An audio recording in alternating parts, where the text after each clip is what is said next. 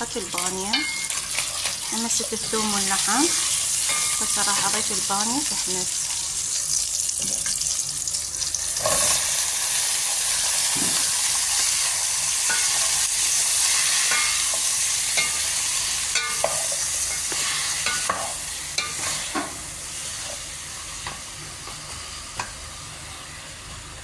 اوفى شوية تحمس، نضيف لها المعجون. وهنا بعد ما حمست عندي البامية ضفت خاشوقتين معجون كبار، نحمسهم سوا.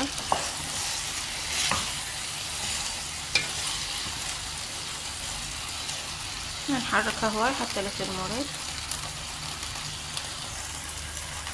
وهنا بعد ما حمس كل شي راح اضيف مي اللحم ومي طماطم.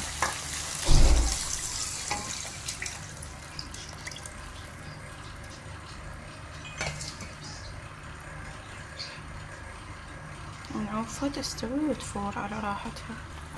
هاي البامية هيك صارت، طبعا ما ضفت لها شي بس الماجي شوية ملح. هنا أنا فورت مي على مود التمن، راح اسوي بزل. هسه بعد مرور تقريبا 5 دقايق الى 6 دقايق راح اصفي. هسه راح نهدر التمن، ضفت زيت الزيتون وراح اضيف التمن.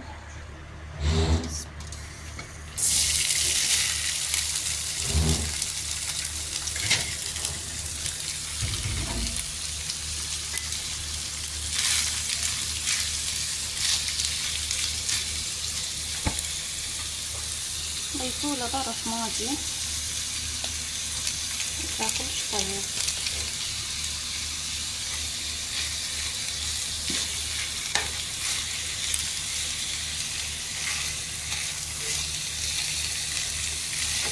ونعطيه يتهدر شوية ويكون جاهز.